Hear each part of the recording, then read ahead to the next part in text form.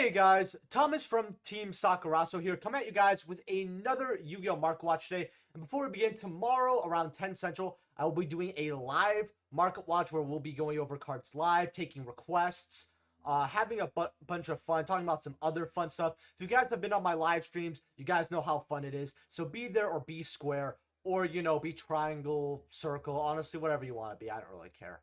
As long as you're really there.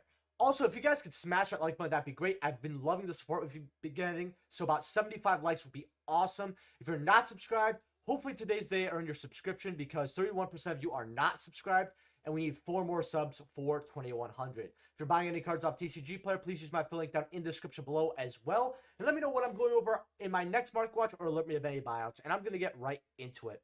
So, Kriston HALQ Fibrax here, aka Crystal Neo Fiber here. These have been going up because of the remote YCSs. And right now, for near mints, they're at $85 for your ultra rares. This just doesn't have a reprint, and it's from 2019. And a lot of cards from 2020 have gotten their reprints. Or no, this is from 2020, my bad. But early 2020. And I feel like Konami just forgot about this card, which is so weird because it's such a pivotal card in Yu-Gi-Oh! History where I've never seen a card hyped up and people have been so scared for a card to come to the TCG. Besides Zodiac, I think, and for like 2 years, because we've been looking forward for this for about 2 years, since 2017. Now we got, and in 2022, we only have one printing of it, and it's been roughly 2 years. So hopefully this gets a reprint, goes to the past. That's what I'm hoping. If you have this, I would just sell it immediately. I think that this card is due for a reprint very, very soon, and is kind of inflated right now. As you see here, they were like, $40 2 months ago.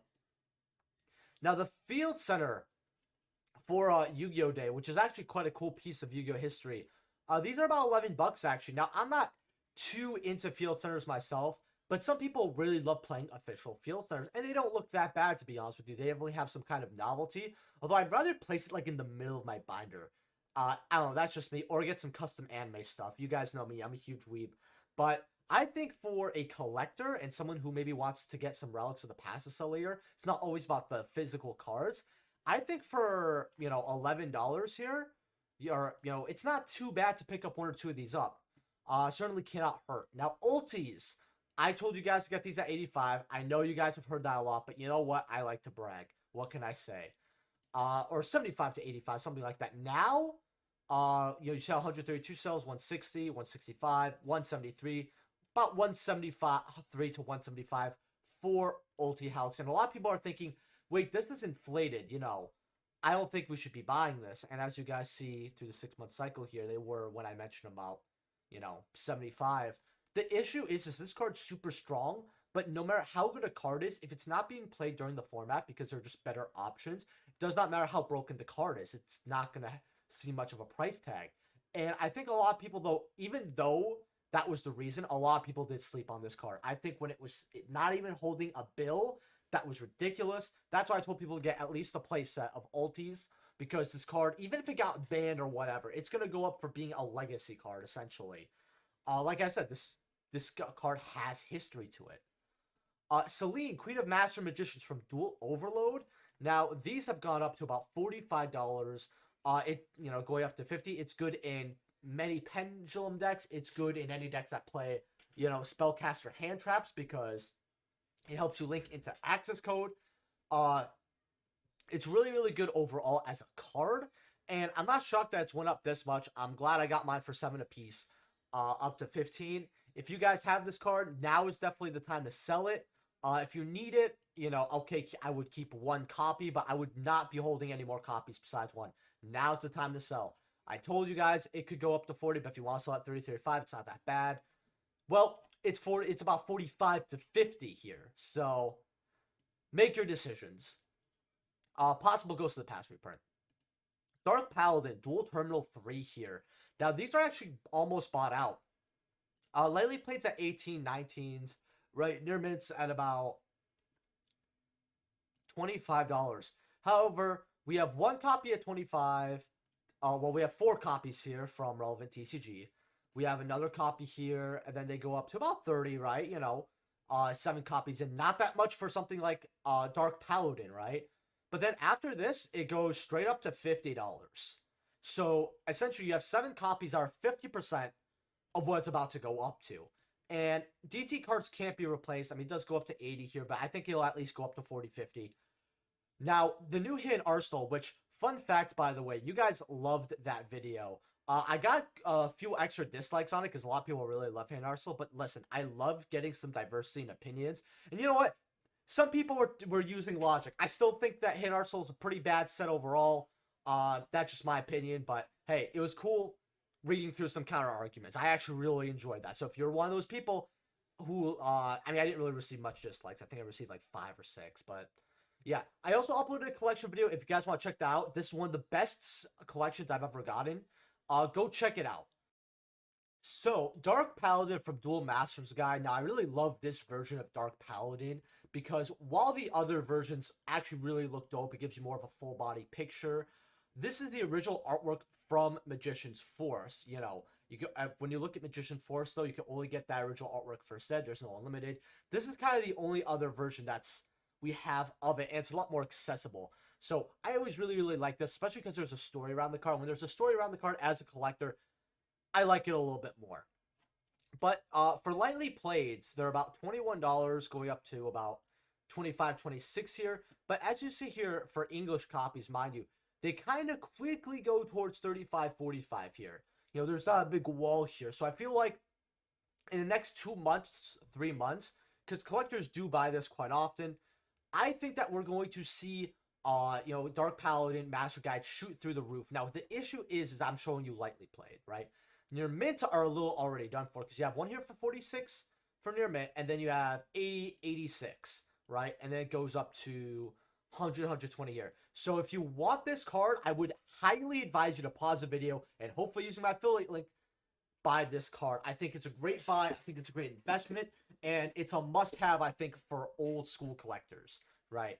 I'll always love this artwork, even though I'll be honest with you here, I kind of want an Ulti Dark Paladin. Like, I know it's not going to happen. We are going over OTS 18 soon, though, so I'll talk more about ultis then. Well, I'll actually talk more about ultis now. So, Drill Warrior Ultimate Rares from Absolute Power Force have actually been spiking up quite hard.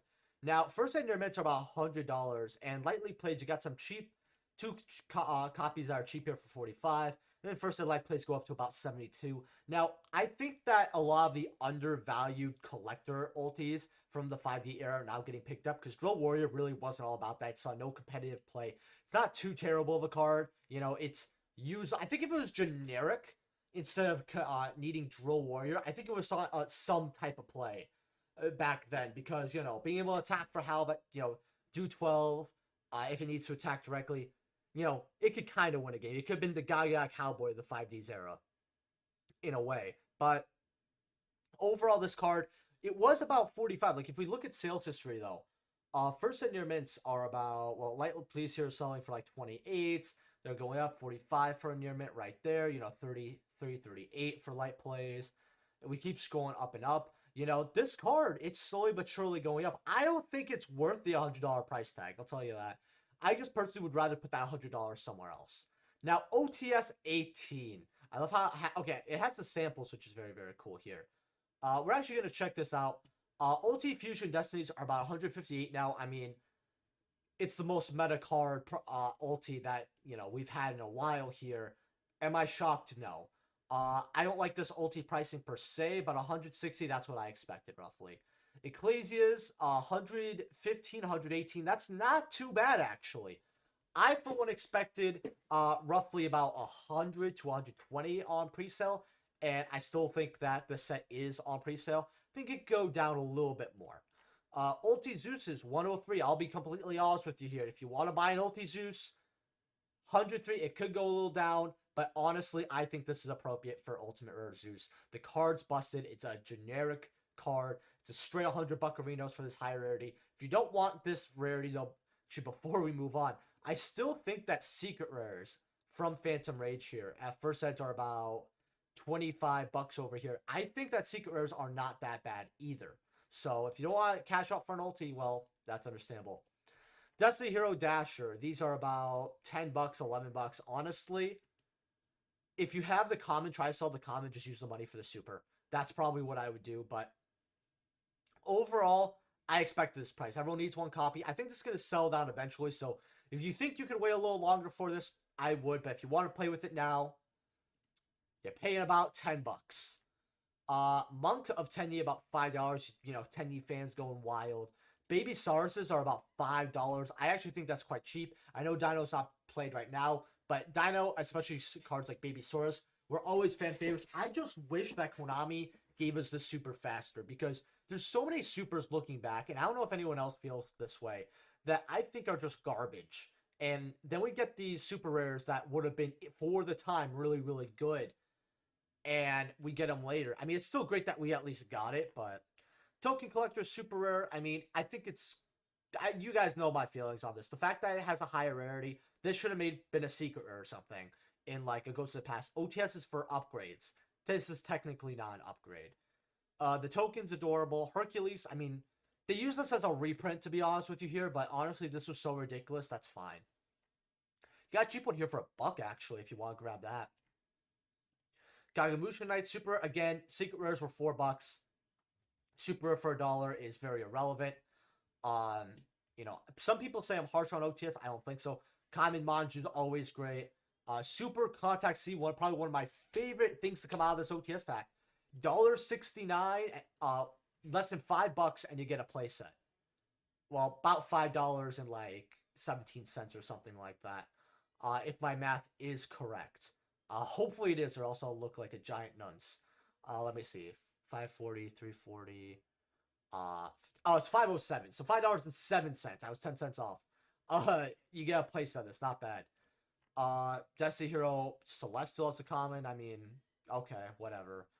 Vampire Familiar. I don't know why this is $1, but good reprint here. Again, commons could be used as reprints, but I don't think the super rare should. Like, why do we have a super breaks or when secret rares? In fact, I'll literally show you guys. You have Battles of Legends once for $3 for secret rares. Why did you reprint this as a super rare? No sense at all. Overall, OTS 18, super rares I have a big problem with. But we did get a few gems. TG Werewolf here. Someone wanted me to go over this and said, hey, I think it's a really good extender. When a level 4 or lower monster is specialed, you can special summon this card from your hand. And then during the end phase, if this card was destroyed by a chance, you could add a TG monster from your deck to your hand. So secret rares are about $2. It is from Legendary Collection 5Ds, right? So we've seen commons go to $4 or $5, right? You have the OTS 9 commons here for quarters, Extreme Victory commons for quarters. So this is only your high rarity version. I think that it's not bad taking a gamble on this, actually. The only issue with this extender is, number one, we have a lot better extenders, but this is a Beast Warrior, right? So when it comes to Beast Warriors, our extenders are a bit limited, right?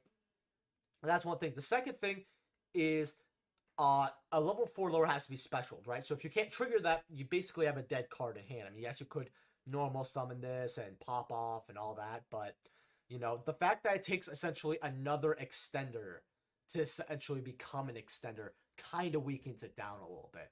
But I think but seeing how cheap they are, I really don't think you're going to lose money if you grab a placer or two at $2. Striker wants to look at this as well. It's a fast nat beast actually with what's called Werewolf actually as well. And people actually used to use it like that actually. If your opponent controls a monster and you control no monsters, you can special this card from your hand. So use special Striker, then special Werewolf, and go into like Hyper Librarian or Beast, whatever you really want. During the end phase, if this card was destroyed, you add a TG card besides this one, right? These are about, $350 here. Honestly, I feel like a little TG engine isn't bad to just, turbo a Nat Beast. I might want to play with this actually a little bit, and brainstorm with it, because I do love TGs. If you guys actually don't know that, I was a fan of TGs back when they first came out, because I don't know, I just thought all their cards looked cool. Spell Striker from World Championship 2007 here. You banish a spell card in the graveyard from play. This card can attack your opponent life points directly. But if this gets attacked, basically you're not going to take any damage, right? So you can leave this attack, just attack for 600 if you need to. This isn't a bad card. I honestly, even though it kind of goes against Striker a little bit, I never understood why people haven't actually tried to play test it. Because I feel like, yes, we have Selena go into Axis and all that. But I feel like Spell Striker's that like one free extender in a way that people could use. And it's a level 3 warrior, so you could rota it. It's a searchable extender. Lightly plates for $3. Near mints are about $4, going up to 6s here. Might be a card, because this does pop up here and there in the formats. Might be a card you might want to go for. Brave stuff. So Water Enchanter CRs.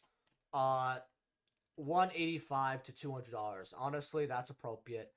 Ultras are about $57. Although, if there's a new seller here for one for about $50, because of that shipping. If you have multiple, so you only have to pay like the 45s, that would be pretty good. But you guys know my rule on new sellers. I have a certain amount that I trust them on. But overall, $58 for War Enchanters. This is a very hard card to get. And honestly, the Adventure Engine being as meta relevant as is, I believe one of the last YCS tournaments, I think 9 or 12 of the top 16 had Adventure in it, right? And people were saying, oh, this is close to tier 0, all that. $58, I mean, it's not going to get any cheaper. Rights, $60, 61. I mean, CRs, these are bought out. These are $180. Faithful Adventurer, Ultras, these are about $2. At least it's holding some sort of value, but you only play one copy. And then CRs are about 42, 43. I actually took a little bit of a gamble on one of these. I got one for, I think like $30 and like a little bit of trade. I was like, he's like, oh, can I take like a look at your binder, grab some small stuff? I said, sure. Did it. So far it's holding, but yeah, pre-sale was a little ridiculous, as you guys see over here. Beatdown, Shonen Jump magazine promos. Now this card, I forgot it existed. I'm gonna be honest until one of you guys remind me. So you have a lightly plate here for 9. Near mints here are 8 here for 16, 40, 160. I mean, it has Kaiba on it. It's a Shonen Jump promo. It's really hard to grab. If you guys want to grab them, I mean, bit of a gamble, but I mean, this lightly plate really isn't. But I think it could pay off, honestly. I don't think it's going to go up to here, but it could go up close to here, like $25. Blue Eye, like, I'm not one of those people. I know a lot of people be like, oh, well, if someone buys all these 8, it's like 160. Yeah, but nobody's buying it for 160, right? People are going to list it for 120, 100, 90, 80. One might sell, maybe 2, and then it's going to go to, like, something more appropriate, right? Further down, right?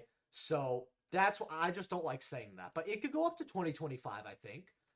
Maybe seeing how they sold at, 40 here, could go around 40, 50, but it's definitely not going to go to 160 right now. Blue Eyes Jet Dragon Starlight Rare. Honestly, these are 124. They were a little cheaper earlier. People were trying to sell them for like 108 here.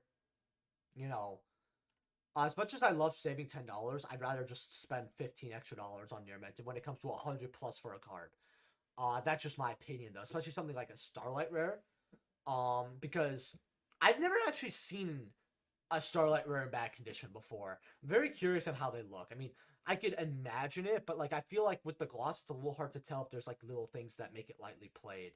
I don't know if anyone else feels that way. Just let me know in the comment section below. But I think this Starlight Rare is definitely worth picking up at this point. Gamma, Maximum Goal El Dorado. You want to get your potato gammas. They're about $4.50. This was $3 when I talked about it. It's going up. Gamma's being played. It's just now that it's accessible because El Dorado had a large reach. It's not that much money, but I think this card could slowly but surely go up. And then Blue Eyes White Dragon for Maximum Goal El Dorado here. Lightly played are about $3 here. Going up to $3.50. Near mints are about $3.75 as well. I think that's cheap for a gold Blue Eyes, but a lot of collectors don't like this gold rare. It's not good quality. It's definitely a gamble at this point because I did not think they would drop below $6, $5 to $6. Here they are at $3.50. So I called a good amount of El Dorado right, but this was probably the one card I called wrong. And it's really unfortunate, actually. I still think these are worth getting some, but hey, Who knows? History repeats itself. If I'm wrong with this card once, I could be wrong twice. But I think $3 for, I mean, especially because the gold does look good. It's just not good quality. But for $3, you know, you're not looking at PSA these, you know, the millionth reprint of Blue Eyes. Anyway, guys, if you guys enjoyed the video, make sure to smash that like button, subscribe, let me know what I'm looking at in the comment section below on my next market watch. Remember, live stream tomorrow, about 10 o'clock Central, right? Sometimes I start a little earlier, like 9:30, 9:45, but definitely be there by 10, and I will see you guys in the next one. Peace.